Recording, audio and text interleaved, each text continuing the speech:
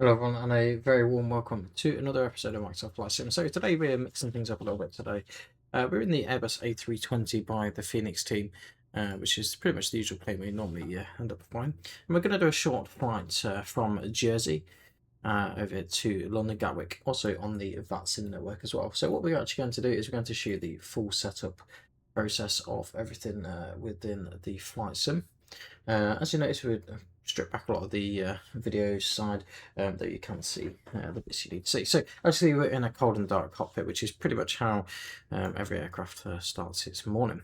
So first of all, we're going to head to the overhead panel, which, as you can see, so what you want to do first is head over to the battery panel, which is on the elect panel. So if you look on each side, all these different panels, they all have a different name. So we're on the elect panel and we want battery 1 and 2 both to be switched on. So as you see, battery 1, we'll click that and then it'll give it a couple of seconds and then we can start the battery number 2. Actually, the voltage will drop, that's normal because the battery is obviously under more load, and then they should slowly come back up. So the next port of power that we need is the external power. So if we click that, and it's going to get very noisy in a second when all the systems boot up. And that will now launch all of our bits and equipment in the sim as well, so very, very realistic in that respect. So next place we go to, and it's really easy with Airbus panels, what we do is we start from the left hand side and move over to the right hand side. So we'll start at the bottom on the left hand side, and you can see that we've got the oxygen panel here. So the crew supply, we want to turn that on, and that will become important in a minute when we start testing our oxygen. Next thing to do is to test the cockpit voice recorder and hit the test button here, followed by the ground control option. And as we move up, apologies, I'm just trying to get everything in. We don't need to do anything with the GPWS system. You'll hear the aircraft boot up and there'll be a few different noises on the way. That's completely normal.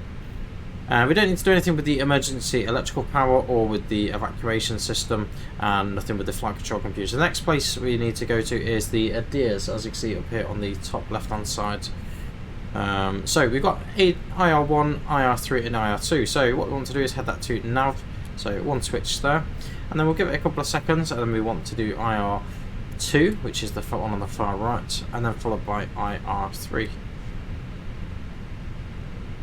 Next thing to do is to do our engine fire test. So I'm going to go back into the normal view for that, and as you can see up here, what we'll try and do is show you on the screen whilst testing. So we're doing an APU fire test at the moment, so the test button is here on the top. Obviously where the fire panels are, the test button here.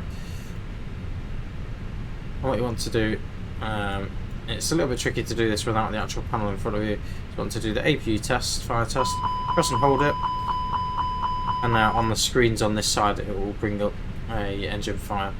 Same with engine 1. You'll hear that noise, and that is wonderful, that's what we want to hear. And then followed by engine 2. And then if we move further down and try and move back to the panel so it's a little bit easier for you guys to see. We've got the fuel pumps, so we can pop all the fuel pumps to the on position for now. And that is pretty much it. Moving further down, we want to look at our lights next. So we don't need to do anything with the air conditioning for now. So as you can see here, the off light, we want to put the emergency exit lights armed. We're going to put the no smoking signs on, or auto. You can leave it on auto or on. And the navigation lights, we're going to put that onto position 2 as well. So that is your wing lights, so the red and green lights that you have on each wing. All the others can stay off for the time being, and then you'll see that we'll implement them as we start up. And that is pretty much how you set the overhead panel up. So let's jump back into the cockpit. So when we turn them IRS switches to the nav position, all of them are going to go into nav alignment, which takes around 7 minutes. As you see, I'm just brightening up the screens here, which you do with them little knobs on the left there. So 7 minutes for IRS alignment. And next thing it's going to say is going to be TCAS standby. What we want to do, we're just going to hide all of our rubbish out the way that our previous crew have left us. So TCAS is over here on this right hand side. I actually have a panel for this. So what we want to do is we want to put that into the on position, and we want it onto the TA mode, and then we can clear the code out exactly like that. Moving further down here as well, we can have a look at our weather radar. We can pop that onto system 1 and the predictive wind shear system can be activated. And then head over to our tablet. So this is the heart of everything. So once you've loaded a sim brief flight plan, you literally click to import it. To make sure your sim brief IDs and everything are all sorted, you want to head on to the tablet settings and put your sim brief ID in there. So on the Fenix app here, we want to load the aircraft, so we're going to go to mass and balance and load, and then we're using GSX. If you're not using GSX, you can just use real-time or fast. So this is now going to put 144 passengers on, 2.1 tons of fuel, 4.9 tons of fuel and 2.1 tons of cargo. So that is pretty much everything all good to go for now. We are connected to the VATSIM network, so we will show you a little bit of that shortly. So what you want to do here, this is the oxygen panel. What you want to do is test that. So there's a test button on the left hand side of the where it says test to reset. We want to press that down. I can do the same on this side. If we don't have that switch on, that we switched on to start with the oxygen, then that will not work. Next we'll head over the charts. We'll have a good look at our routing out of Jersey, looking at the flight plan.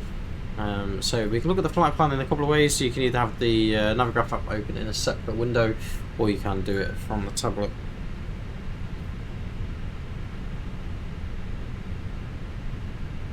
So this is how you access your flight plan. So pilot brief, and this will be your flight plan. So the important things to take from this is the EasyJet layout of flight plan. We're in the right aircraft, which is the 320 CFM. The cost index of 19, which will come important in a moment.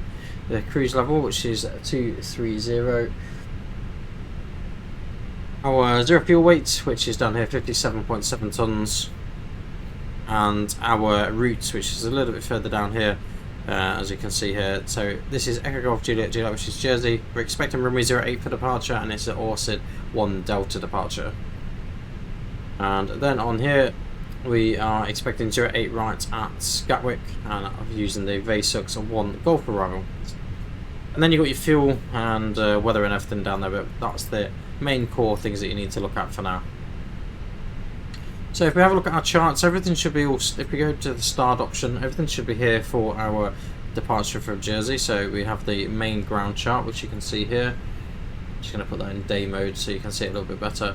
So we're expecting runway 08 for departure, which means we're going to be taxiing from here all the way down to 08 via Bravo. Nice short taxi, shouldn't cause much of a problem. And that's pretty much all you need to look at. Obviously you have all the taxiway points and holding points, which come in quite handy. Typically I run it on a separate screen just to make it a little bit easier when taxiing, but you can refer to it and we can go through it in this short tutorial. Next one is to look at our SIDS, which is a standard instrument departure. So you'll look at this first and you'll think this looks really confusing, and it is. And the reason why it looks really confusing is because you've got lines going here, there and everywhere. So we've already said, according to our flight plan, we want the ORCID 1 Delta. And as you can see there, that is identified by ORCID 1 Delta. And we know that we're departing from 08, which exits the island in this direction.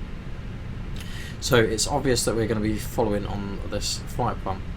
Important information to gather from this is the waypoints, which will be put in automatically, but particularly with speed restrictions and altitude restrictions, unless ATC give you clearance to go above 5,000 feet. So initial climb is going to be 5,000 feet, which is important to know. So what we can do here on our panel here, we can now set that to 5,000 on the FCU. As you see, we've got that there set there just by twiddling that knob up and down. So that is our initial climb altitude. We've got that all set and ready to go. And now we want to work out our takeoff speed. So there's a real simple tool in the tablet, which is the departure performance, and you want to sync the load sheet, which will take everything off there. We're expecting 08 for departure. We've got the weather in here, and it's also given us the QNH here, which is really helpful for putting in the QNH here. So what we'll do is put that as 1022 like it says. And we want a flaps 1 departure, packs can be on, and we're going to click calculate. So that gives us our V1 speed, which is the point of an engine 1 failure where we can make a safe stop. VR, after that speed is when we will have to continue. VR is our rotation speed, so that's the point of when we pull back, and the V2 speed is to do with an engine out. So if we lose an engine, we cannot rotate until 134 knots. You can see here the transition level is 5,000 feet. However, we take that off the ATIS, which I'll show you how to access through the tablet in a moment, and that may alter. And then a flaps 1 departure, and then it's going to tell us our trim position, which is down 0.3, which will come in really important in a minute. And our flex to temp is effectively our thrust setting. So 47% of thrust is what we're using for simplicity. It's a little bit more complicated than that, but that's pretty much the crux of it. So I don't know what's happening with passengers. I don't know if they're all on or not, or what's going on really with that. The aircraft is still loading apparently. Though it doesn't seem to be doing much loading to me, but we will see what is going on with that in a second with GSX. Sometimes GSX does its just...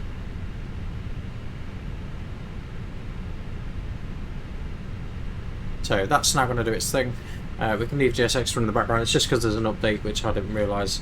So we'll let GSX do its thing. We don't need to worry about that for the moment. You may hear it talking in the background, but we don't need to worry about that. So we said, how do we access our weather information? So if we head onto the Fenix app and head over to My Flights, and you go over one tab to the weather, you'll see here we've got the weather METAR, and also if you click down here, you've also got the Echo Golf Juliet ATIS. So if VATSIM's online, you can access the whole ATIS. So, and if you want to refresh it, you can do that there. So information is now Quebec 1520 Zulu, so I'd recommend a bit of paper for some of this. So the information we need to take down is information Quebec. We know that runway 08 is in use. Our transition level, which we spoke about, is 6,000 feet, or zero transition level 60 means 6,000 feet. And our current wind here is 360 at 11 knots. And that says that it's varying between 320 and 050 degrees Cavite, and the temperature is currently +18, and we will get the tug connected for now. The QNH is 1022, which is what we've already got here.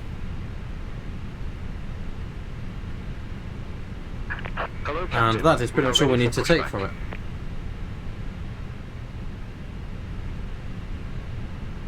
So if we head down to the MCDU here, which is down the bottom, this is your flight management computer for everything. I actually have a panel for this, so we want to head to the init page and then init request. You'll notice now I'm going to type our call sign, so whatever your call sign is in the VATSIM, you can then pop that into the flight number. And then you say it's going to fill out most of it, but not all of it. So we know that the temperature, the ground temperature is 18 degrees because we've just seen that on the ATIS.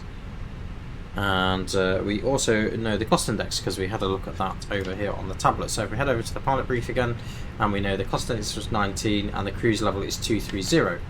So if we head onto here, 19 and 230 in that box, and that will give you pretty much everything. One thing to note is the flex temperature sometimes can differ slightly. So if we have a look on here, it's actually -30, so that's fine, but sometimes it can differ very slightly. Then we want to head to the next page, so the arrow facing to the right, and it's now going to ask us for our zero fuel weight and block fuel. So we set our zero fuel weight, which was on the same plan, was 57.7, and it's going to ask for a CG. So now if we go back here, it said the CG. Easiest way to find that CG out is if you head over to your departure performance, the maximum takeoff weight percentage, it gives you 30. So if we do /30 in that box, and that will give us everything there. So the next thing it wants is our block fuel. So that is how much fuel we're carrying for this leg. So that is your total fuel, which is here, and that's 4,936 gallons. So in real terms, that would be 4.9 tons, and we'll pop that into there. One extra thing you can add, so 4.9 tons into here, and one extra thing you can add is the trip wind, which was a headwind of 1 knot. So H1 as headwind. If you had a tailwind, it would be T, and then whatever the number is, and that is also displayed here on the top right. I'll show you. So here you go, trip wind H1. So if we pop that now into here, that will then calculate all the times and fuel predictions. So if we go to the performance page on the top of the MCU, so the perf page, you can see actually that that has not been sent across. So way to send this across, we head back to the tablet, and you want to head to departure performance. We've calculated it, but we've not sent it. So a cheat way to do it is to go send to MCDU, but please note that the transition level is different to this. So this will always default to around 5,000 feet. So we know it's 6,000 feet because we'd already seen that from the ATIS, and that has got everything in already. Next thing to do is go to the flight plan page, and what we want to do is head to the airport call sign, which is Echo Golf Juliet Juliet, and we want to hit departure. And we know the departure on runway 08, and this is where your SIDs come in handy. So we know we're having an ORSID 1 Delta, I think it was, and you know that from looking back at the flight plan. So if we move back to the flight plan, we know here ORSID 1 Delta. So what we want to do is make sure that matches, and then we'll hit the insert button. Then we'll scroll down using the up arrow, as you can see it tipping away there, and it's going to say there's a flight plan discontinuity. That is because we need to put our arrival in. So Echo Golf Kilo Kilo is Gatwick. We're going to hit the arrival box, and we know that we're going to be landing on ILS runway 08 right. We head down here, and we know that we're using a Vorsux 1 Golf arrival. So that's Vesu 1 Golf, and here in the VIAs, that is something you can consider as well. So depending on the arrival into Gatwick will depend on what the VIA you use, and you'll also get told that on your routing across. So if we look at Vorsux 1 Golf arrival, we can see here that if we hold anywhere, so this goes all the way to Willow, and if we move back to which you can see here, so we follow this in Vasux all the way down. Let me try and show you this a bit easier.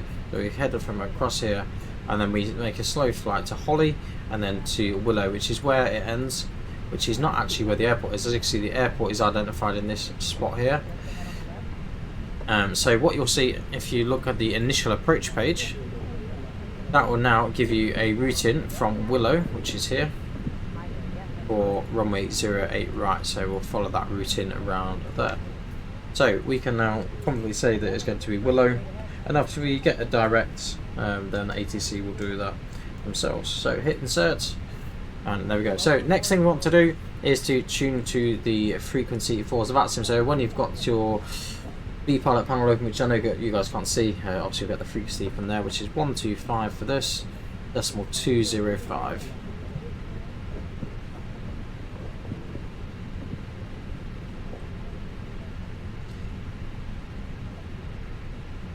And we're going to move that across to the active box. We can lift the PA option up here, that sometimes helps us a little bit. And the next thing we need to do is we want to go through the checklist. So the next checklist really, as you can see, we've got passengers all on. I think fuel's now all on board, and we're just waiting for everything else. So one thing we can do now is we can now put the seatbelt signs on, and because we're getting ready for our departure, we will get the auxiliary power unit on. So to turn on the auxiliary power unit, let me just try and get this. I think it's because I got this out. It's just so auxiliary power unit. Head to the overhead panel. We want to go to APU master switch. Wait 3 seconds, and then APU start. And then on the air conditioning panel, you'll see APU bleeds. That's how we use the bleed air to start the engines. So 1 Mike, looks like you're probably a little bit too high there. Expect to establish from the south. You'll see on the lower ECAM, that will show you the most active option that's happening within the plane. So you can see the flaps open, and then you'll see that the engine will start. The temperature is going to rise quite dramatically, and then once it's all up and running, so once that APU gen option, it will give us a percentage, and then the bleed air will then activate itself. So like I say, we're just going to run through the first part of the checklist. So checklists are really important. You can get them from flightsim.to, and there is also another way to get the checklist as well. If you head into pilot brief, documents, and you'll see the checklist in here. I personally use the EasyJet one that's on here. 14 mic, turn left, heading 050 degrees, left turn So, 050 degrees, clear that left approach. In fairness, actually, let's use that just for you guys 250 to make it easier. degrees, clear that left 08, shut 14 mic. So then, the first thing is to do is cockpit preparation. So gear pins and covers are removed, so that means that the gears and pins and all have all been removed prior to departure. That is done automatically in the sim, so we don't need to worry about that. Fuel quantity in kilograms, so we know the overall fuel on board at the minute is 3,000, which is actually below what we need. So the reason for that is because GSX has not done its thing, so we're going to activate the ground services, and I'm going to request the refueling now as we speak. So what we'll do is we'll turn the seatbelt sign off, just while we're refueling. I thought it had already done that bit, but clearly it's not done that bit. So at the minute we haven't got enough fuel for our departure. All of the bags are on, all the people are on, however the amount of fuel, as you can see here, is not acceptable. So we can't go any further on that checklist until that happens. You'll see in a minute we shouldn't really do this with the APU running, because obviously we're burning fuel as we're doing that, but we'll see how we go. So whilst we're waiting for the fuel truck to arrive, we will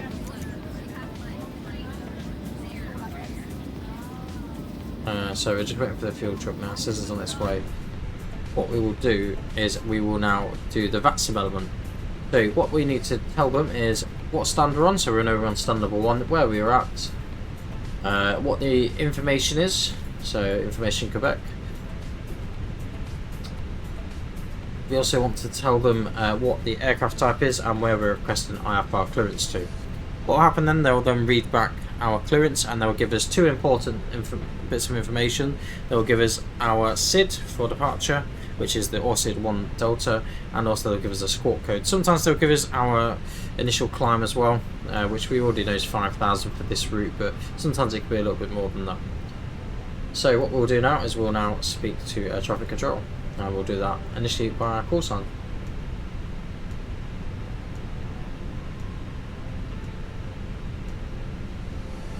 Jersey Radar, good evening, Easy 97 Tango is with you on stand number 1, Airbus A320, requesting IFR to Gatwick. Information Quebec. Easy 97 Tango, Jersey Control, good evening, clear to Gatwick, Orist 1 Delta departure, squawk 1237. Clear to Gatwick, Orist 1 Delta departure, and squawking 1237, Easy 97 Tango. Easy 97 Tango, correct, report ready. So he's just said the readback is correct, so next thing we need to do is head over to this transponder panel, and that code is just given us. We will now start. Thank you, very clear to land, shot 1 for Mike, thank you. 1237. So that's now in the box, and we already know what the SID is, so sometimes if there's a change of runway that can change, so it's important just to follow that. Like I say, we're now refueling. Better late than never. We probably would have got there, to be fair, with that amount of fuel. But this is the reason why we run them checklists, to make sure that we've got the right amount of fuel against the flight plan, because it could cause you a few issues if that's not the case.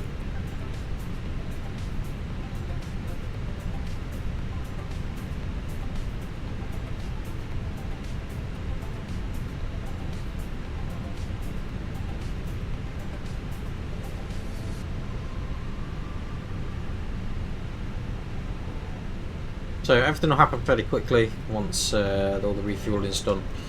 We'll let you just procrastinate here for the minute.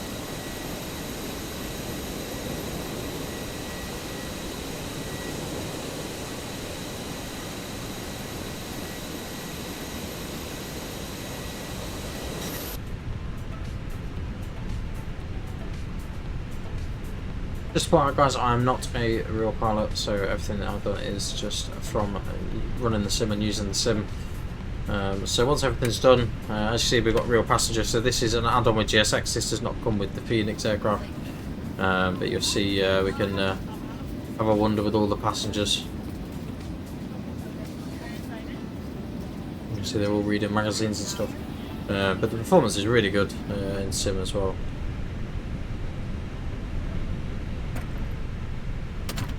So if you, normally if you walk forward Because we're already...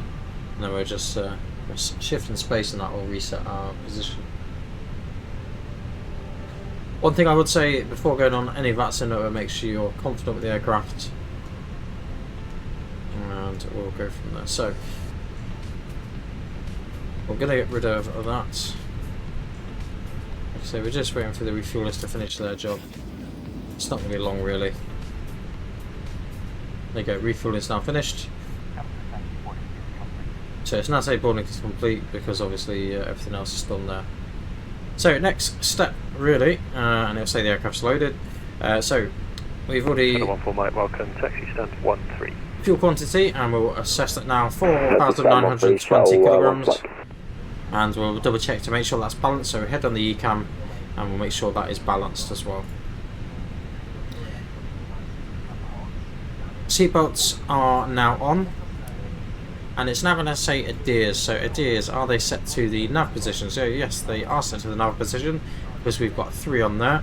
And then to confirm that, there is a special thing in the MCD that you can do. So if we head to data, IRS monitor, and that will tell us that all 3 IRSs are now in full nav alignment. Next step is the BRAMRF, and we want to double check all 3 of them. So 1021, 1021, even though actually the QNH is 1022, so and 1022 there. So make sure that all 3 are in the right place, and that is the cockpit preparation completed. Next thing to do is to move our so that we're on the external power still. As you can see, the external power light is illuminated. We want to disconnect that because we're now running the aircraft now off the auxiliary power unit. So next option after this is the before start checklist. So parking brake, we'll verify that is set down here, which it is. Takeoff speeds and thrust. So we'll head over to the performance page. 127, 132, 134, and a thrust of 47. It's going to say windows closed, so the front windows are closed, and is the beacon on? So the beacon is not on, so the beacon can come on, and now this is the point where we will contact ATC to tell them we are ready for push and start. So because we have GSX, the beacon triggers the pushback feature. If you don't have GSX, head over to the Fenix option, ground services, and you can connect that up by clicking on here, and you control it from the app. As you can see, I think everything's good to go. So what we're going to do is we're going to request a push and start. So we'll just give us our call sign and say standard 1 ready for push and start, and they will tell us a direction to face, which we will then verify in the charts here. So as you look at the charts, so this is actually Gatwick's chart, that's not very helpful. So Jersey, ground chart. So they are going to tell us the direction to face, and that is based on the orientation of this chart. So they're going to say face to the west, so aka nose to the left hand side, which you'll see in a second. Jersey Razor, easy 97 Tango is ready for push and start, stand 1. Easy 97 Tango, stand 1, push and start. Push start proof, stand 1 is 97 Tango. And always read that back as well. So if we head, I'm going to head back into GSX. It's not very happy because obviously pushback and departure, and we want to go nose to the right, tail to the left. Release parking brakes. So we're going to release the brakes. Commencing push. All engines clear. Start at will. Okay, so the start sequence is going to be 1 and 2, so we're going to move the ignition switch to the start option here, and then we're going to hit engine 1. Another thing to do at the same time is to the strobes onto automatic, and that is pretty much it for now. If it's night time, then we'll put the wing lights on, but we don't need them in the day. Whilst that engine's starting, you'll know if it's starting, you'll start hearing it in a moment, and also you'll see that the EGT and N1 should rise. Once that gets to around 18 to 20%, it will say the word avail, which means the engine has started. Next thing we need to do whilst this pushback's being completed is set the auto brake to maximum, And then the other thing is to arm the spoilers. And then we need to set our takeoff trim. So on the trimmer we know it was 0.3 down, because that is what our takeoff page says. So down 0.3. Set parking brakes. And as we know, everything we have pushed back, so they're going to tell us to set the parking brake. Parking brake is set, and then they will now disconnect the aircraft in a moment. So you'll see in a minute it's going to say available on the N1 gauge here, which means the first engine has started successfully.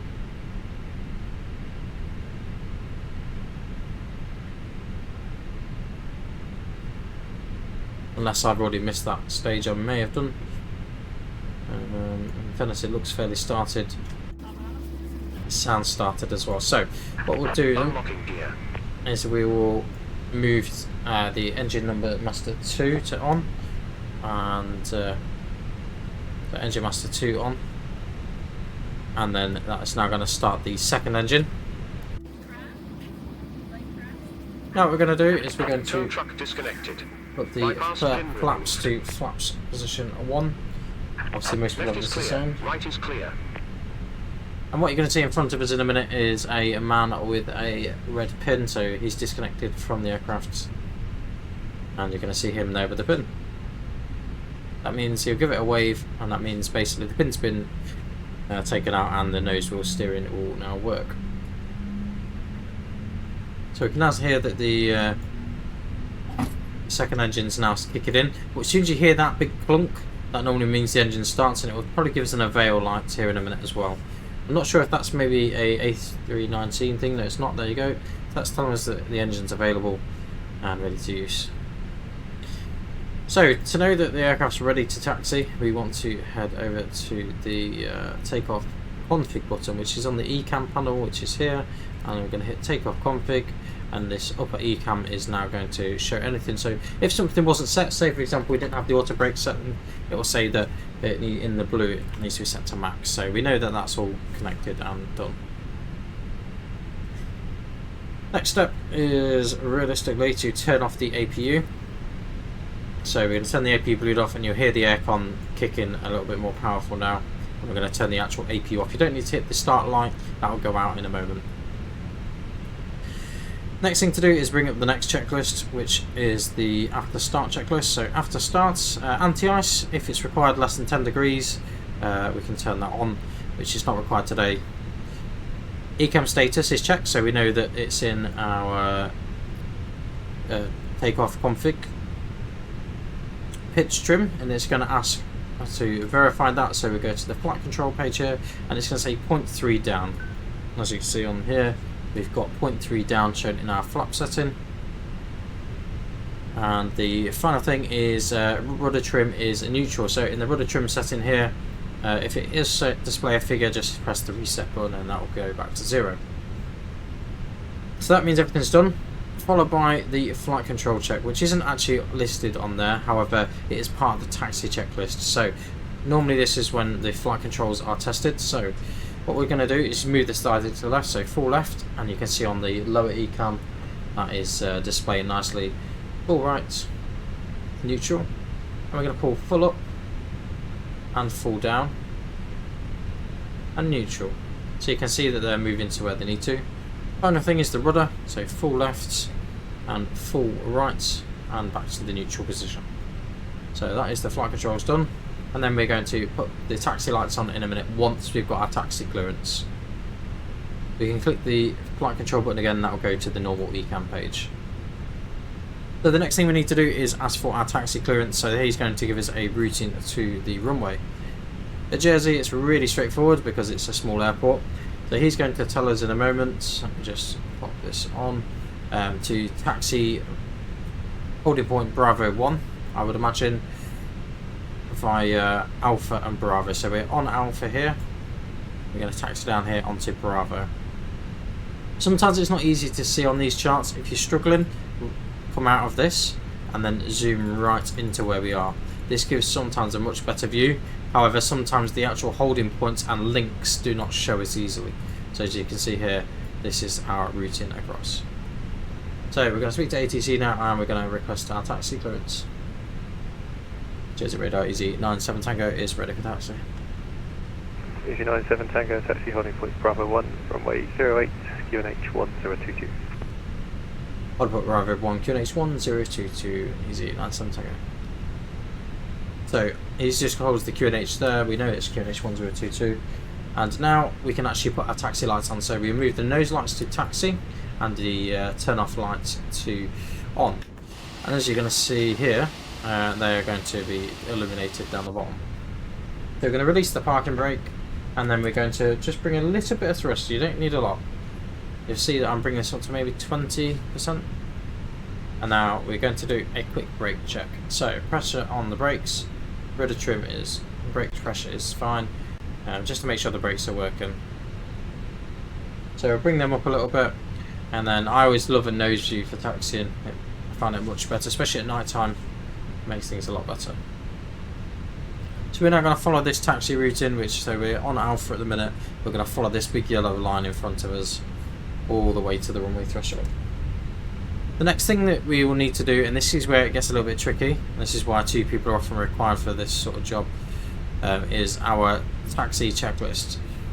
So because you know the cabin's secure already, we're going to go through the taxi checklist, which I've actually got a sheet of it here, and that is the flight controls, which we are checked. Flap setting,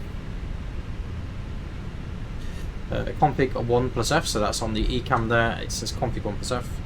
Radar predictive wind shear system, we turned that on earlier on, so that is on and auto.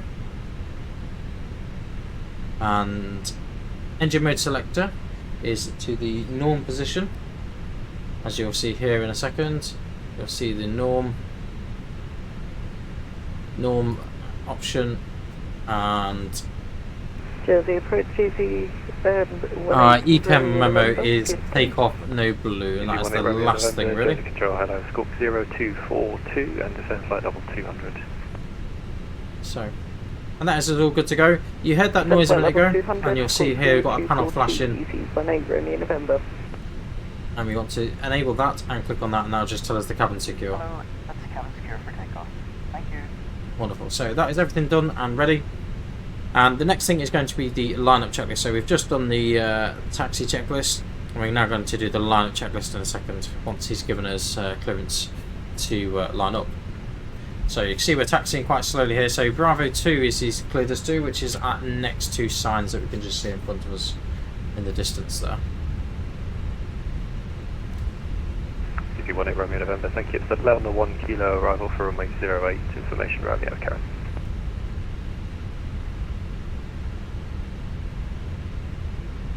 Say again, 18 November. Now I'm going to apply a little bit of brake pressure and If you just want it, Romeo November, bring it to a the slow. Lelna 1 kilo arrival, information Romeo. So this is a good opportunity now to do your lineup checklist. Information. So lineup checklist, take off runway confirm 08 at Bravo 1, and that is on Easy here. 97 Tango, surface wind 020 degrees, 11 knots, runway 08, clear for takeoff. Lift takeoff 08, easy 97 Tango. Lineup checklist, so takeoff runway confirm 08, TCAS, and we're going to move that now to the TARA position here. TARA and packs 1 and 2 are both on, and we can verify that on the overhead and the air conditioning panel. Packs 1 and 2 are both on. So we're now going to start rolling and get ready for our departure. So that is it now until we have taken off.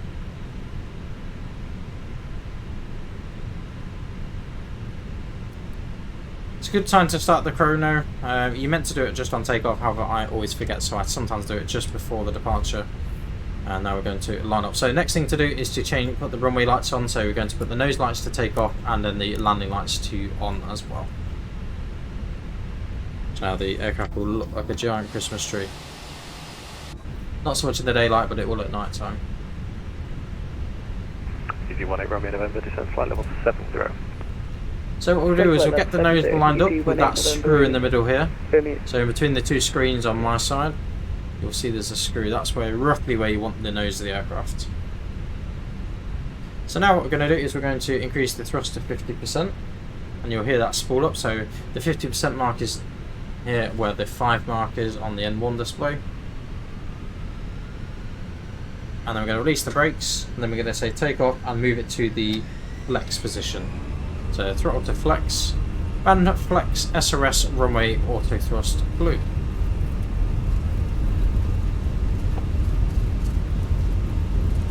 Thrust set, and then a call out 100 knots, 100 knots. V1, which is where we can't go back.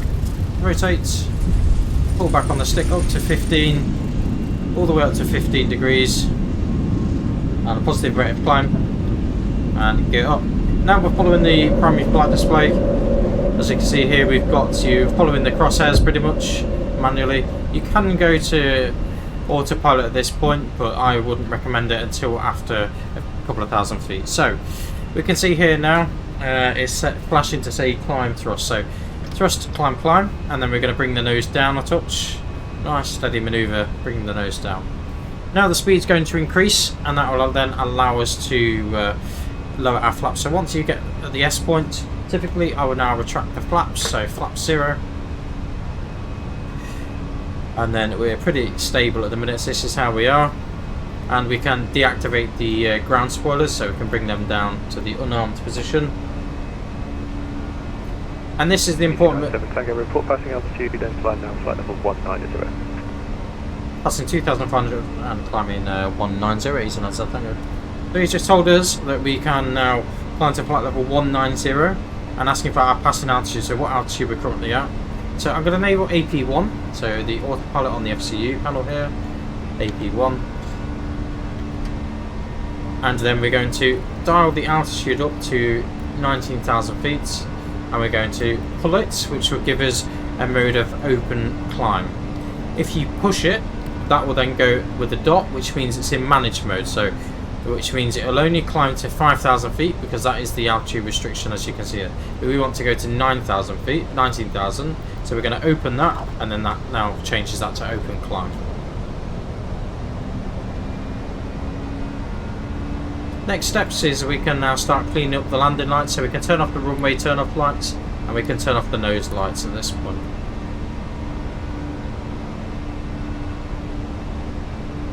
As you see now, we're pretty much following the trajectory we are on the autopilot, and as you can see now, the QNH panel is now flashing, so that is telling us that we have gone past that transition level that we set at 6,000 feet.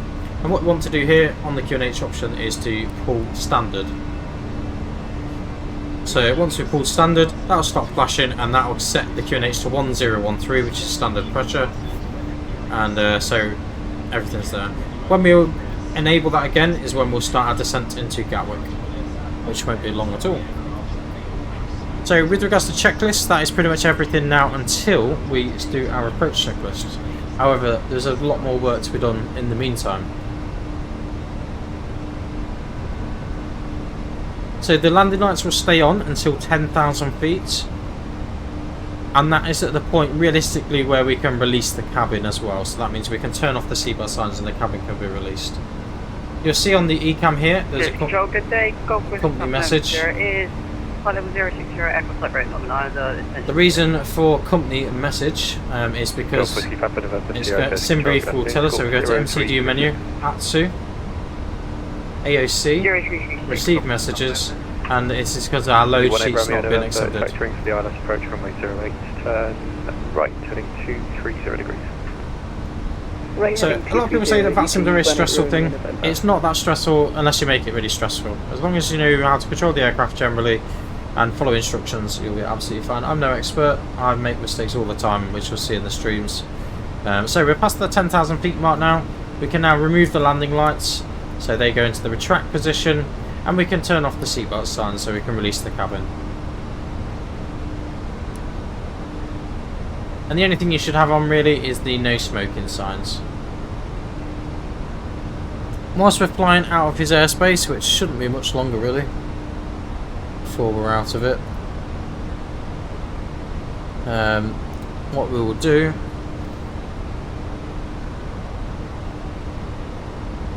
so we're actually cleared to 23,000 feet. Whether we get to 23,000 feet, who knows.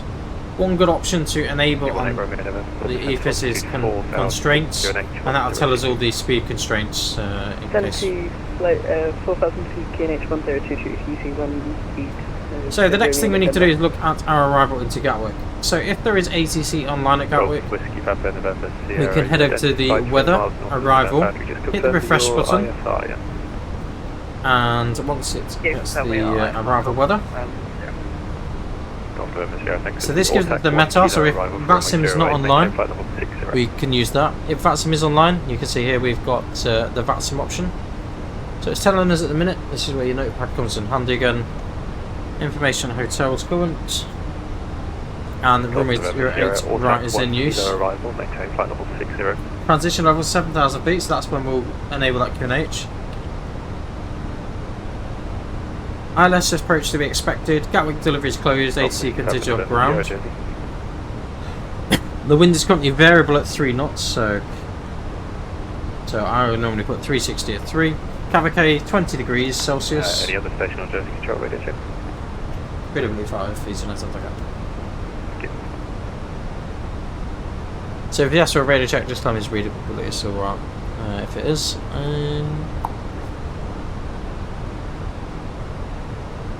20 degrees Celsius, QNH is 1022 there, and that is pretty much it. So I'll pop that in the notes section on here, and now we need to move down to our flight management computer. So this is a really important step, and it's a step you don't want to miss. So we want to head to the performance page, so the perf, and we want to go to the next phase, that's cruise, and the next phase again, descent, and the next phase after that is approach. It'll then give us a load of boxes to fill in, and the first thing is the QNH, which we said is 10222. The temperature is currently 20 degrees Celsius, and the wind is variable at 3 knots, so we can just put 360 at 3 knots. Easy 85 kilo Romeo, Jesse. And we know that the transition level is 7,000 feet, so it's a little bit different here. Instead of in thousands, it's in a flight level, so it'd be 070. 85 kilo Romeo, hello, descend. And that will now calculate our approach speed of 136 and our landing speed of 131. If you want it, Romeo November, turn left heading 170 degrees. The next thing to pop in is the barrow, so that is your minimums or decision heights, which you will find here on the tablet. So if we head over to the chart page, Gatwick, and we want to look at the Cat 1 ILS approach. Golf November Sierra, just confirm your score. This shows us our routing in, so from Mayfield we'll make this, from here we'll make a 08 right, and then if we needed to go around then we'd make a right turn at Mayfield. So the missed approach information is all here, and the initial climb is all here, which we'll set on our landing. But what we're looking at here is for our minimums. So the minimums are always down the bottom of the page, so we're looking at a Cat 2 ILS landing, which is this piece here, and that says we've got 96 radio or 295. So that 296 is the barrow, and the RA is 96. So if we head over to here, and we want to put 96, and we'll pop that in the radio box.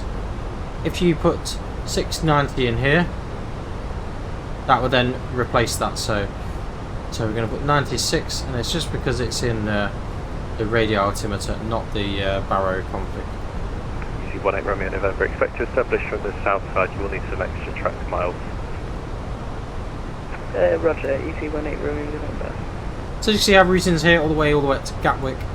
I'm going to request further climb.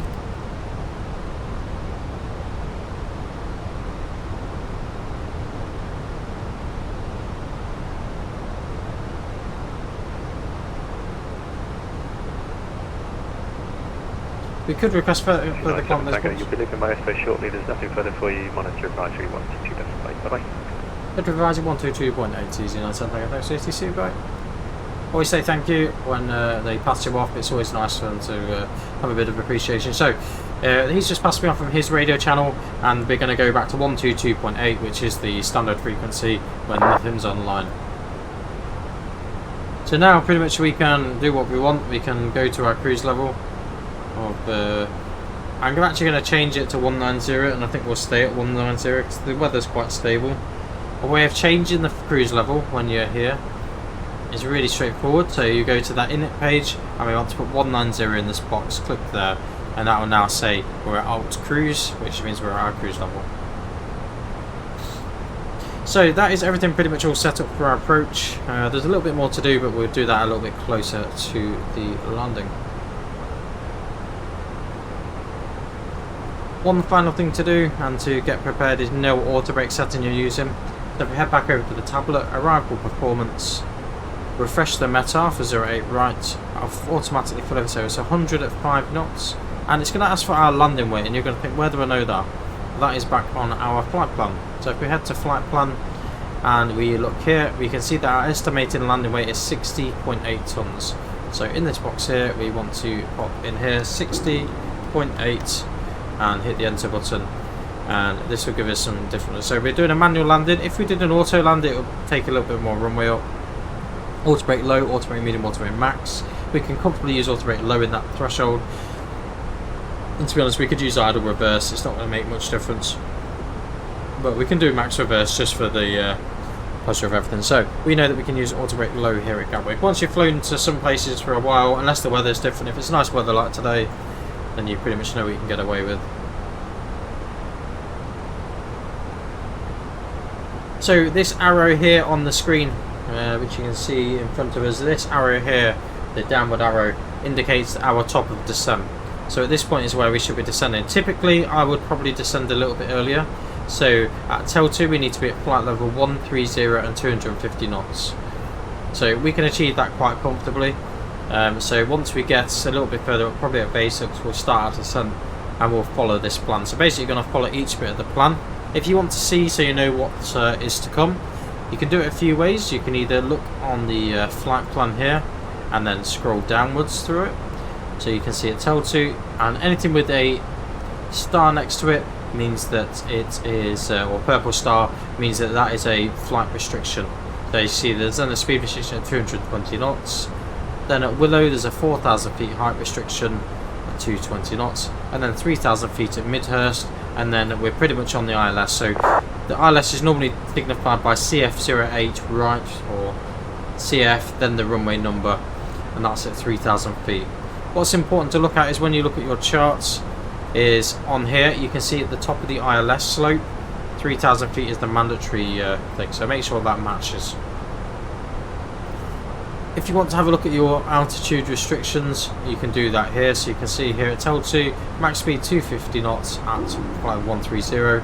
Then we've got that speed reduction at Holly, and then at Willow it wants his level at flight level 70. It actually said 40 I think on the information that we've got in here. So that's where sometimes you can actually go against, you can then change it.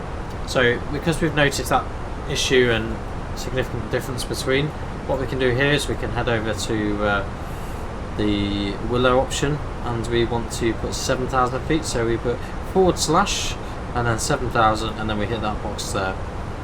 It's then going to say Willow 7,000, do you want to insert it, yes or no? We'll hit insert, and it will say that this path is now too steep ahead, so it knows that we're going to struggle to get to that altitude restriction. One way of doing that is to either slow down a little bit earlier, or we can actually reduce the initial Willow altitude. So we probably could use that 4,000 feet. That's probably appropriate, to be honest, for where we need to be at. Which is hence why it's calculated it like that. If we hit that, then that will get rid of that error. Sometimes you can do it with slowing the speed down a bit more. Sometimes you can just you can adjust the plan a little bit. Depends if it's ATC online. If it's ATC online, normally they'll give you straight in vectors anyway. So we're now going to follow the SID, so in about 20 miles or so, which you'll see shortly. We'll give you some views for a little bit.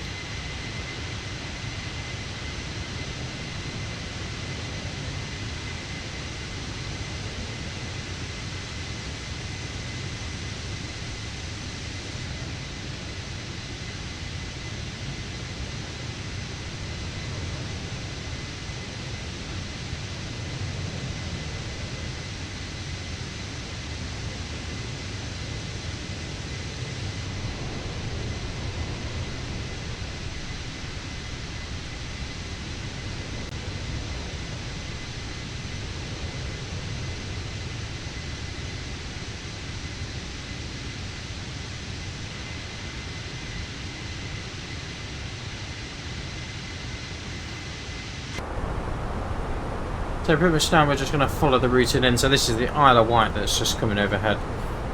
If you wanted some terrain information, you can click that button and switch it on.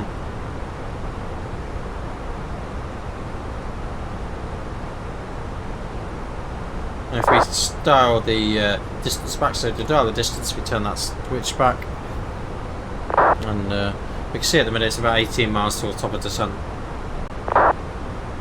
Typically when we'll put the seatbelt signs on, it'll be around 14,000 feet, give or take. Or if obviously the weather's not very good, or you're going into poor weather, then you can make that plan. So currently online we have Gatwick Tower online and we have Gatwick Ground online. One thing that will happen after landing is it will get very, very hectic very quickly. Because it's a busy airport, things will get hectic. So my suggestion is if it's the first time flying, fly to a quieter airport that has ATC, so somewhere like Edinburgh, typically a place that have got single runways. East Midlands is always a good one as well. So what we want to do here, if we have a look at the ground chart for Gatwick, you'll think this looks really confusing, and to be honest it is a bit confusing. After landing, we're expecting runway 08 right, which is here. There's no real displaced threshold here. It's slightly longer than runway 08 left. 08 left isn't really used as an active runway, it's used as a taxiway mostly. So we can expect normally to vacate roughly at Charlie Romeo, and when we will hold at Charlie 3 normally, we usually hold here and then we'll get further instructions from there. EasyJet typically park up here on the top end, which is not where you want to see. So EasyJet typically park up here around Pier 5, around this end. So typically the routing normally goes, if you can get off at Delta, that's ideal sometimes, but typically the routing would probably be from here, Alpha November, I would imagine, Papa, then across onto Lima, and then onto Quebec Alpha. Sometimes this doesn't show very well, but like I say, I find personally, if we move across on the map, on the main map, we'll follow the routing all the way across now.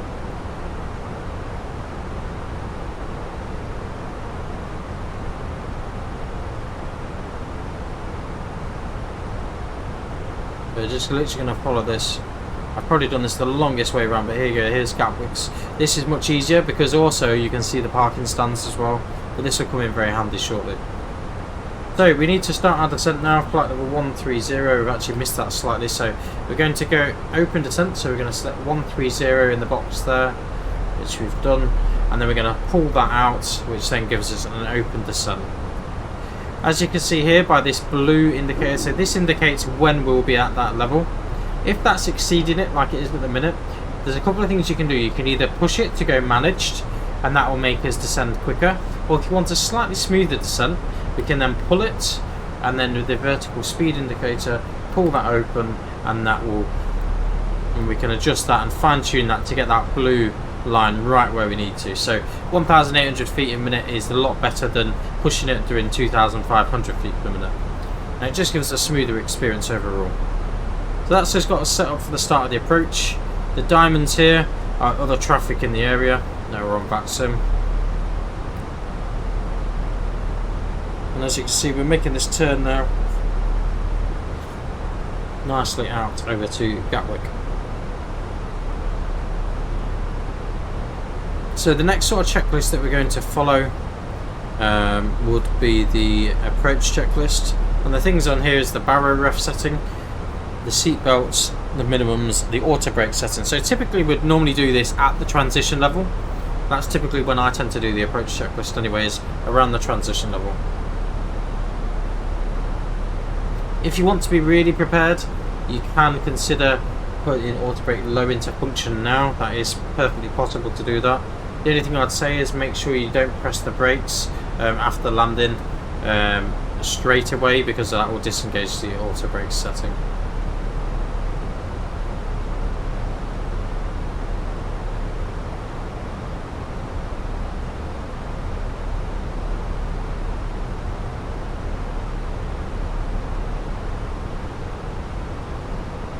As you can see, we're descending nicely at that set rate that we've got, which is 1,000. Yeah, it was roughly 1,800 feet per minute. So we're at 15,000 feet. We can pop the seatbelt signs on now. That'll be indicated on here. And then you'll hear, if you've got some sound packs enabled, even the default sound pack, you'll hear that if that is pulled up. So you'll hear them say that we'll be landing soon. As you get closer to the airport, you can obviously dial the range back a little bit on this knob here. It's a lot, not on that, sorry, on this knob here. You can adjust the range nicely and just lower it as you get closer to the runway. As you can see here, 250 knots is our restriction. We are exceeding that at the moment. That can be quite common for that to happen. So the next waypoint is going to be Holly. And if you want to be really prepared, is we can get the Gatwick tower frequency in there. So 124230. So 124230. So that is there and ready.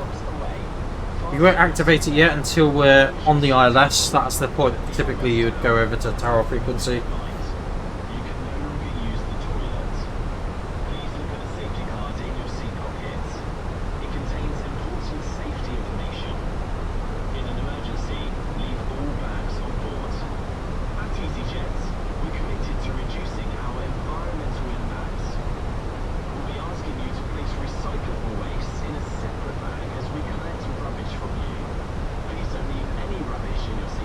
So once we get below that 10,000 feet mark again, we'll put the landing lights on. You can see now we're just flying through a little bit of cloud.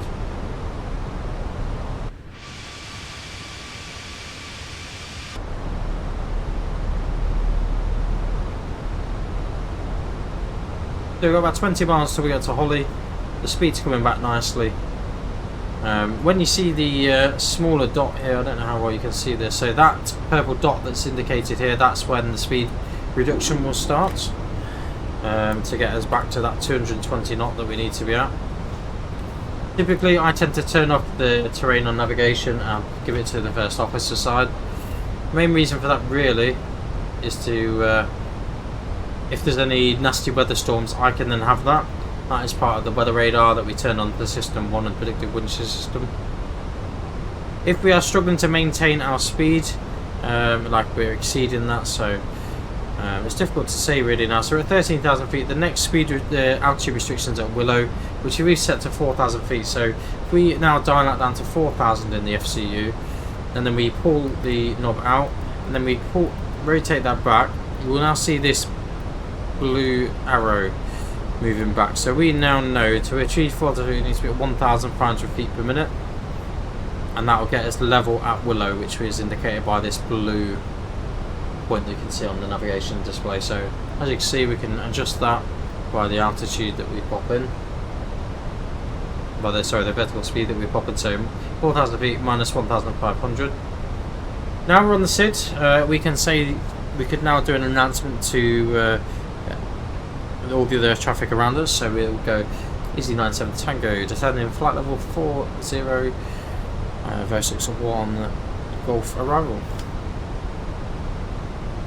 Sometimes it's easier to say that your call sign Gatwick traffic, easy 97 Tango, descending 4,000 feet, Fenix 1 Golf arrival.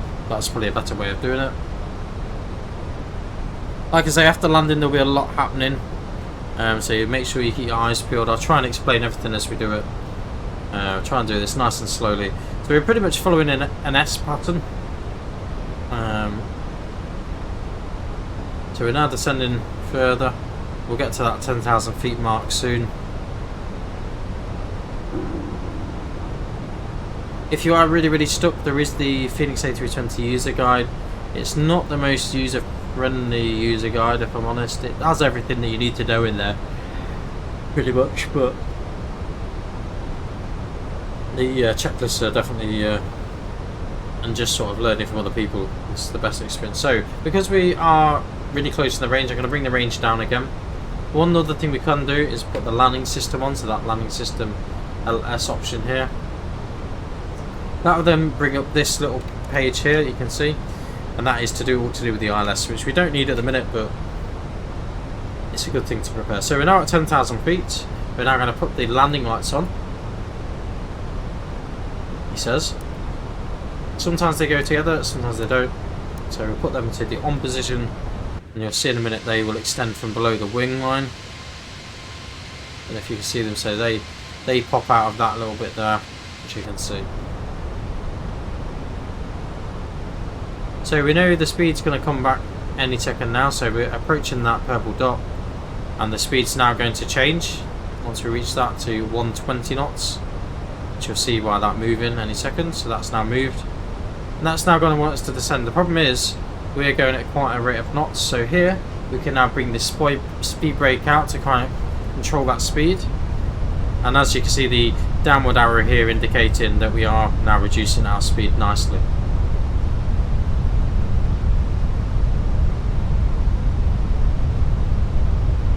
This first orange line is the first stage of flaps where we could possibly bring flaps. So I'm only at half spoilers. You could go full spoilers, which then brings the speed down a little bit quicker. As we make the turn, the speed should come back off a little bit anyway. So we're now making that left-hand turn. And we're now approaching our transition level. So we said the transition level was 7,000 feet, so we can now actually put that in. So we know it's QNH 1022, the same as what we had there. So push that in, and then it gives us the nice QNH speed that we need. We should actually see Gatwick Airport in a moment. Probably just sit off to the left hand side here somewhere. Sometimes it's easier looking at the front for that. I think that's Gatwick dead in front of us pretty much. So we're now at 220 knots, so we can now actually get rid of the spoilers, and hopefully that will maintain. If the speed all of a sudden starts coming up, you could consider bringing flaps 1 out to control the speed. And what I would consider doing is arming the speed brake, so pulling that up and arming the speed brake. We know the cabin is secure for landing, so we're going to turn the flap over, which is an extra feature of the livery that I've got. And the speed's going to come back now to 20 knots. So that will stay all the way at that until the end. We can sometimes bring that speed back a bit more. Sometimes they will ask for that. So we're now going to make another announcement because we're at Willow. And we're going to say inbound Willow, descending to 3,000 feet for the ILS 08 right. So Gatwick traffic, easy 97 Tango, descending to 3,000 feet, inbound Willow. For runway 08 right, Gatwick traffic. Nice little announcement there, just so everyone else around you knows what you're doing. Unfortunately, it's not very busy. So, well, I say fortunately, it's not very busy really. So the reason why we've armed the spoilers, so they can be ready for landing. We're probably not going to touch them again realistically. We are a little bit above that 220 knots. Like I said, we can bring flaps 1 out at this point. So if we bring flaps 1, that will now bring that speed down below that. We are slightly above the speed that we should be at. Any second now, because we're at that 4,000 feet mark anyway, we will be there. So what we're going to do now is descend, bring it down to 3,000 feet on the FCU, and we're actually going to make it so we're at 3,000 feet for probably the end there. So Midhurst, there isn't actually a restriction. But for the ILS we need to be at 3,000 feet, so get it somewhere where we're at minus 500 feet, we can control our speed nicely with minimal flaps and spoilers. Easy 22 Yankee Kilo, passing 5,000, frame 1 is below departure, plan to flight level 370 Gatwick. So he's just departed then.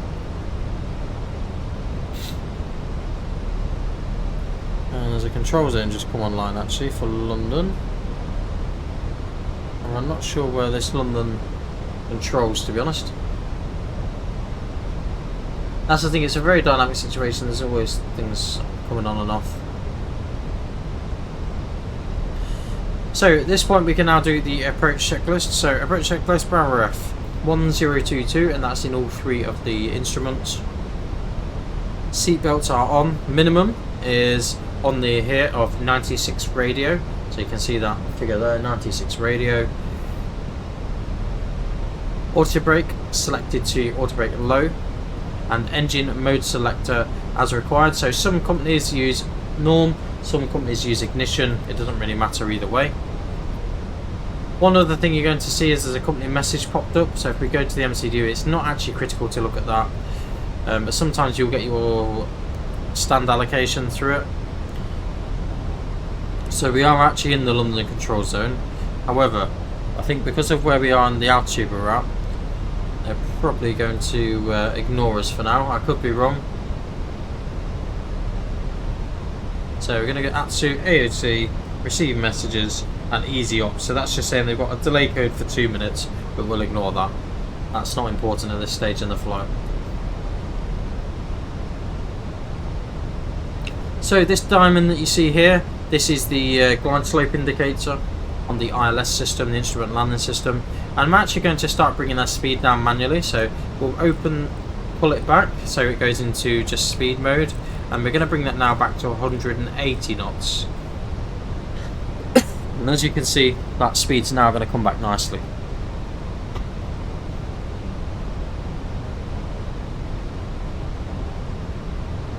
So we're going to make the final right turn shortly, and then we're now at 3,000 feet, so we're now ready to intercept the ILS. And this is important to look at the button presses in a moment, so you know exactly what's going on. And the landing checklist is really easy. So the go around altitude, or the missed approach altitude, which is on the chart here, not that chart, which is on this chart here, it says 3,000 feet straight ahead till passing 2,000 feet. We're not hoping for a go around, but it's always good to plan it. So we know that the go around is 3,000 feet, though we won't touch that until we are established on the ILS. So now we're making this right hand turn. Best thing to do now is establish the ILS, because we're pretty much going to go onto it any second.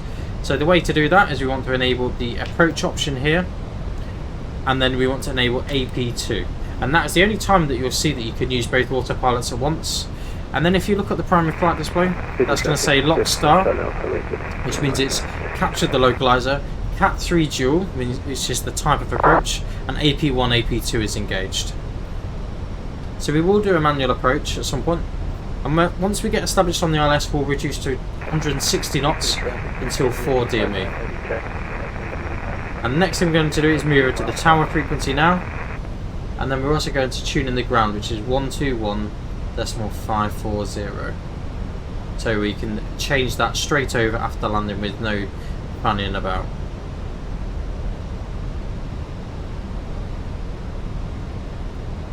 So we'll wait a couple of minutes. We're going to bring the speed back down to 160 knots. So we're bringing that speed nicely back there on the FCQ. And you can see that we're lock star at the moment. The speed's increasing a little bit. And this is where you can start bringing your next level of flaps out. So we're going to bring flaps 2 out now. And that'll control our speed beautifully. Typically at 2,500 feet we'll extend the gear, and then we'll extend the other levels of flaps after that. You don't actually always need to use landing flap number 3. You can use flaps 4. You can use flaps 3 quite commonly. At an airport like this, you'll definitely be able to use flaps 3. So if we click flaps 3, it's going to add an extra 100 meters, which is nothing. So to enable flaps 3 landing, and I'll show you this feature so that the ECAM knows what you're doing. On the GPWS system up here, there is a land flaps 3. If we quick switch that on, and it says GPWS flaps 3. So now we're going to contact tower, because we're on the ILS, and once that diamond reaches where we're at, then that glide slope indicator will then go green as well.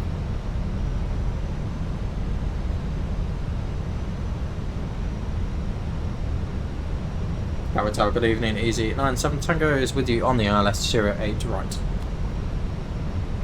Easy 97 Tango, Gatwick Tower, hello, surface wind 100 degrees, 5 knots, runway 08 right, cleared to land. Clear to land 08 right, Easy 97 Tango. So all you need to read back there is the runway and your call sign, so they know that you've heard it. You don't need to read the wind back. So we are actually now at 160 knots. Typically we'll be like that until around 5 DME.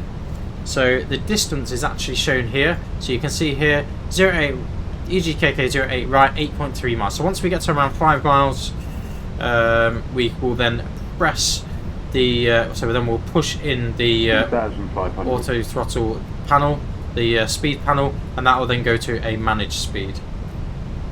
So we had the 2500, we're going to extend the gear now. And at this time as well, we can bring to flaps number 3.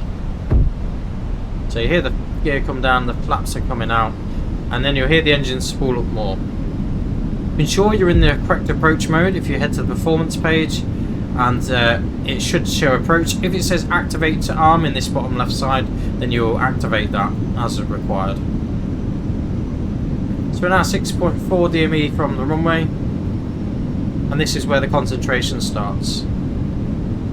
Now I'll try and talk you through this the best I can, but it is quite difficult. So once we get below 2,000 feet, which we're at now, this is when we can do the landing checklist. So you can see here, landing checklist, ECAM memo, landing no blue. So there's nothing blue on that ECAM to say that we cannot land. So we're now at 5 DME, and we're now going to push this in. So we push that in, that will go to a managed mode, and as you see, the speed will now drop right off to that 136 knots approach speed that we've set. And this is now at the point where you can consider doing a manual landing, or you can go all the way down. So if you continue like this, you'll do a complete auto landing. We will disconnect shortly, just to make things a little bit easier. And what we're after is 2 red and 2 white lights on the side of the runway. They're probably not that visible in the video yet, but you should see them very shortly. We'll leave the auto throttle connected for this flight, but you can disconnect that. And at 1,000 feet, normally we'll disconnect. So I'm going to go manual flight. So press the button. And now that will give us a Cat 1 approach, and now we're flying completely manually with the side slope. Small movements is the key. So now we're following that diamond down, and we want to follow that diamond all the way down to the threshold. Around the threshold time, we should be at around 50 feet. That is normally the nice key. We don't need to follow the glide slope indicator massively, but we can do. You can see there's an aircraft holding short for us. Delta 4003 behind the landing, EasyJet Airbus A320 at 2 miles via Juliet 1, line up runway 08 right behind. So you can see the wind's nice and calm, 5 knots, headwind on the PFD. And now we're in the land phase, so we'll now shout land. And now next call out we'll hear is minimums. And that is at the point of where we need to make a decision whether we can land at the runway safely or go around. So I like to be about 50 feet at the threshold. As you can see, I'm not following the glide slope indicator now. Continue.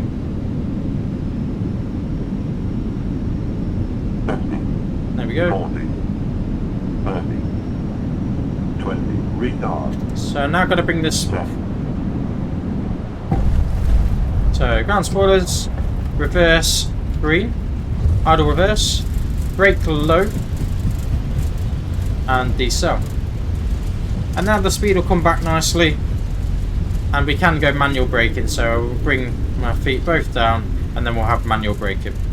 Next important point is to look to see where we're going to vacate. So wait till the speed comes down around to 60 knots roughly. So we're going to vacate left, next left at Charlie. Well, actually, we can continue straight off the end here. I don't normally do this, but now we're going to bring the idle reverse back, clean up the spoilers and the flaps, so the flaps back to 0 and the spoilers there. And we're going to keep rolling. That is the important thing here. Keep rolling if you're on VATSIM. After the landing checklist, radar predictive wind shear system is off. And we're going to vacate now just off to the left, so we're going to vacate left onto Bravo Romeo. Gatwick Tower, good afternoon, Fenix 9. Next thing to do is put the APU on. Fenix 9 Whiskey Foxtrot, Gatwick Tower, hello, continue approach, runway 08 right. Continue approach, Fenix And 9 Whiskey Foxtrot. now we'll hold here. Delta 400 X-ray, surface wind 100 degrees, 5 knots, runway 08 right, And we'll clear hold this holding point here. And we'll turn the landing lights off, taxi lights on, and the turn off lights on as well. AC97 Tango, taxi via Papa, hold short, Juliet. Papa, hold short Juliet, easy lad, Sam Tango.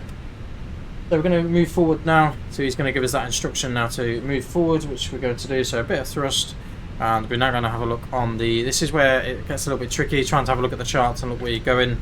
Thankfully I know Gatwick quite well, and that's what I mean, in the airport quite well. And this is why having Navigraph open in a different window is really helpful. So this is Papa that we're going on to, and he wants us to hold short of Juliet. So Juliet is not this one that we're on at the moment, it's the next one. So we want to hold short just here. So this is Juliet to the left, and we want to hold short just here. So now I'm going to set the parking brake, and he's just departing there. There's no other aircraft at all. Fenix 9 Whiskey Foxtrot, surface wind 100 degrees, 5 knots, runway 08 right, cleared to land. So as you can see, after landing checklist, Right, Fenix 9 Whiskey radar Foxtrot. predictive wind shear system, which is this switch here. 7 Tango, contact ground 121.540, bye-bye. Over ground 121.540 is a 9 Tango. So now we'll move that to the active box here, and now we'll speed to ground, and we'll just tell them we're holding short Zulu. X-ray ground, good evening, Canal PDC received, standby. Is a 907 Tango ground. Easy 9 Tango, good. 907 Tango ground, good evening, taxi to 849 left via Papa at Lima. Just repeat the stand number, Easy 9 Tango. 49 left. 49 left, and taxiing via Papa and Lima, Easy 9 Tango. If you're not sure, just ask them to repeat. So we know Papa's straight ahead of us. Easy 12 Yankee X-ray clear to destination Marseille via C44 to departure. Runway 08 So 49 left right, is pretty much walk, down the bottom here, and then we'll turn 04 right. Thank you very much. Clear to Marseille via the Seafood for X-ray. And obviously we've got the APU on now, and that's available. 0241. Because it's a short taxi, we don't need to do a single engine taxi, we can just taxi normally and just make things easier. X-ray, read back correct. Now we're going to get GSX doing its thing, though it's not going to be very happy with me. So we want 49 left, and I don't want to follow me, and that will set everything up there for our approach. So if you set that up just as you're taxiing in, that is wonderful. So nice turning speed is around, I would say, about 9-8 knots, something like that to turn. It's always a good turning speed. As you can see here, we're going to bring around to the right, and we are going to a few stands to the right of this other EasyJet. So bring the nose round. It's always good to get Ground, very good evening. ED33 Golf, did you receive our PDC? Golf negative. 33 Golf, okay, what we're going to do Roger. now? Oh, get it verbally then. ED33 Golf, we are at stand 685. For an A320, information Lima, Fenix 1021, clearance to Edinburgh, please. So 51 right, 50, and we want 49 left. Good evening. So let's bring ourselves nice and slow. At this point we can turn the taxi lights off. That just indicates we're not taxiing anymore. And we're going to turn on to stand. You can see the line here that we need to follow.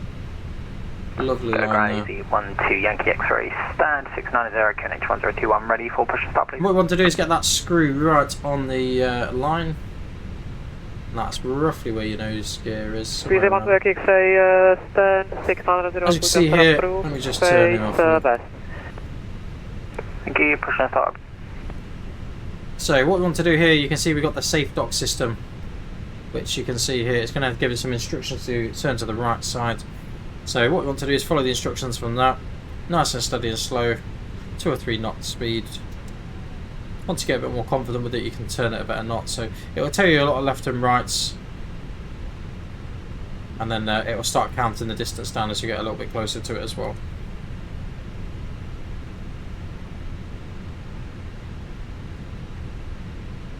So it starts to turn right a little bit. There we go, it's now telling us to stop. So if we go set the parking brake, and the next thing to do is we need to turn the engines off, obviously. So everything's done there. We'll set the parking brake so we can't roll anywhere. One important thing to do is to make sure the APU is running. Sometimes the APU bleed is helpful as well with that. So if we make sure the APU is running, we can bring the strobes back to auto, and we will leave all them in the same position for the moment. And what we want to do is turn both engine masters off. So we're going to bring engine master 2 off and engine master 1 off. And then what we want to do once the engines spool down a bit, which you'll hear in a minute. Once the beacon is off, so we'll turn the beacon light off here, and then we will then notice that the external power avail light will illuminate. So what you want to do here is, and it's important to do it in this order, is click the avail onto that. So then we're now on external power, we're not relying on the APU. So now it's safe to turn the APU off and the APU bleed off. We can then turn the land flaps 3 off because we're obviously on the ground, and the strobes can come off.